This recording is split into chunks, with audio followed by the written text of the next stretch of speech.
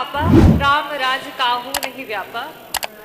राम राज में कहा गया था, चाहे वो कोई देह का मरीज हो या फिर दैविक या भौतिक, कोई ताप नहीं था। और आज भाजपा की सरकार जो है वो रामराज की बात करती है। और स्वास्थ्य की यह दुर्व्यवस्था है अध्यक्ष जी कि सबसे पहले अगर कोई गंभीर बीमारी से पीड़ित हो जाए या फिर कोई एक्सीडेंट हो जाए तो एम्बुलेंस नहीं मिलती है। बड़ी मुश्किलों से अगर एम्बुलेंस मिलती भी है तो उसमें एडवांस जो आपका ट्रॉमा लाइफ सपोर्ट है वो नहीं होता है। मैंने पिछली बार भी मंत्री जी से कहा था कि इसमें स्टाफ को ट्रेन करना बहुत ज़रूरी है। साथ ही साथ बड़ी मुश्किलों से अगर हम इमरजेंसी पहुंचते भी हैं तो वहाँ ना तो व्हीलचेयर होती है ना तो स्ट्रेचर होता है।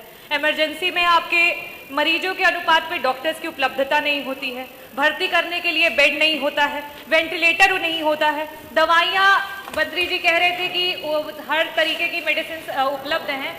मंत्री जी आपको बताना चाहूँगी जो एडवांस अभी मेडिसिन आ गई हैं, जो 3rd जनरेशन, 4th जनरेशन और 5th जनरेशन की एंटीबायोटिक्स हैं जो कि सीवियर कंडीशंस में वही सिर्फ काम कर रही हैं। आज जिस तरीके से रेजिस्टेंस बढ़ता चला जा रहा है वो मेडिसिन अवेलेबल नहीं है और जिस वजह से एक गरीब मरीज को बाहर जा करके महंगी महंगी दवाइयाँ खरीदनी पड़ रही हैं।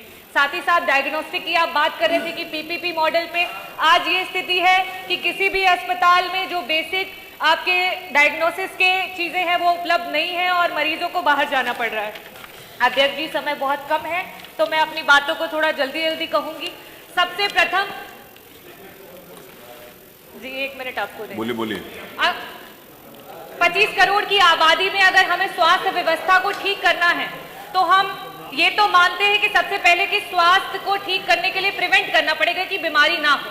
बीमारी को प्रिवेंट करने के लिए क्या करना पड़ेगा? हेल्थ एजुकेशन और अवेयरनेस लानी पड़ेगी और साथ ही साथ रिस्क फैक्टर्स जो हैं उनको रोकना पड़ेगा। आज जो हमारे जमीनी लोग हैं, चाहे वो हेल्थ केयर वर्कर्स हो, आंगनवाड़ी हो, आशा वर्कर्स हो, एएनएम की हो, ना तो उनका मानदेय बढ़ रहा है और ना ही उनका समय समय पे प्रशिक्षण हो रहा है कि जिसकी वजह से जनता में जागरूकता फैले।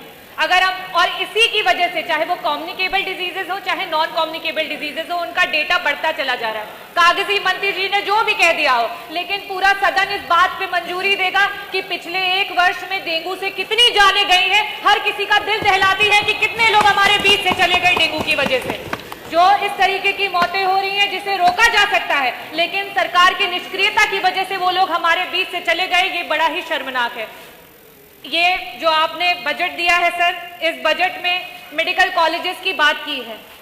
मेडिकल कॉलेजेस को जगह जगह पे प्रोफेसर्स को, पैरामेडिकल स्टाफ को एक मेडिकल कॉलेज से दूसरे मेडिकल कॉलेज में शिफ्ट करके अवैध तरीके से बस मान्यता दिलाने का काम किया जा रहा है। यहाँ पे जो भी स्टाफ हैं आपके बजट में, पैरामेडिकल स्टाफ जौनपुर का 6 महीने से उनकी सैलरी नहीं आई थी और जगह जगह पे इस तरीके की स्थितियां बनी हुई हैं कि डॉक्टर्स धरना दे रहे हैं, उनको सैलरी नहीं दी जा रही है। जिनसे आप चिकित्सा करवाना चाह रहे हैं उनकी सैलरी का भी बजट आपने नियुक्त नहीं किया।